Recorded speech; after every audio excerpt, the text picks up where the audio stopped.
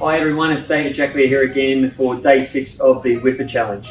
What we're looking to do today is to give you a few tips on why sleep is important and why you might underestimate it as a part of your recovery. So initially we're going to go through a bit of the science around what a sleep cycle is and how you can potentially hack away at some sort of tips and strategies to optimize your recovery. Now, in the world of a perfect 8-hour sleep cycle, this is pretty much it. Okay? Now, the first 4 hours are dedicated primarily to physical cellular recovery of your muscles, and that's what we're primarily interested in, so you can keep moving and you can adapt to the physical stress that you're under. Now, what you do is you start here just above the sleep line and you'll dive down into this stage for deep sleep, and then you'll come back up, cycle back down, potentially go back into that stage 4 again, before you then spend the rest of your 8-hour cycle skimming across the surface. Now, the second 4 hours is also very important, but that's to do more with your cognitive cerebral regeneration than it is to do with your physical cellular regeneration. Now, the reason I state this is because if you are going to try and nap to supplement the sleep that you might not get overnight, I'd suggest napping for 30 minutes or 90 minutes. Now, if you've ever fallen asleep on the couch and woke up after 1 hour, you tend to drag yourself out of this deep sleep and give yourself a bit of jet lag. To be honest, it feels quite terrible. So if you can either set your alarm for 30 or set your alarm for 90, it means you won't feel anxious about just closing your eyes, worried about whether you're going to get up or not. Okay?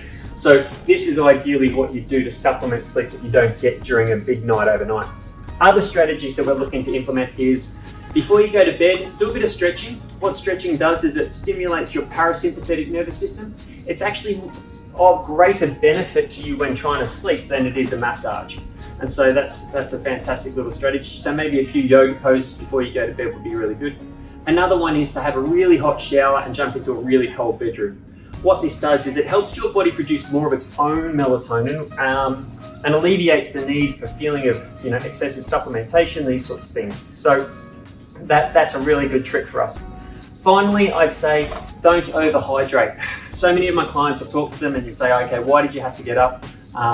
Why was your sleep compromised? Oh, well, I had to get up and go to the toilet, etc., etc. A lot of people tend to overhydrate before they go to bed. They'll have a drink of water or 2 cups of teas, these sorts of things. What that'll do is it means that they have to break this fantastic 8 hours and get up to go to the toilet in the middle of the night. So maybe just have a bottle of water sitting next to your bed. So if you get thirsty, you can just roll over, take a bit of a sip.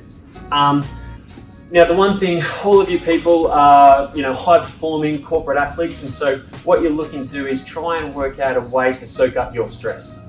Now, stress is cumulative. Like, it might be emotional, physical, work stress. All the stress is cumulative in your day, and you have to understand that sleep is the one thing that will soak up this. So imagine all of your stress in a bucket. Well, the bigger your sponge is, and this sponge is sleep, the better you'll go. So understand that the way that you're really going to remain a high-performing person, both from a corporate perspective and a physical perspective, is sleep. Sleep is your stress sponge. Okay. I hope these couple of tips have been helpful. If you need any more information around sleep and the way that you can sort of create better strategies, please dial me up direct. But in the meantime, look out for our tips tomorrow, and I shall see you then. Good luck, everyone. Cheers.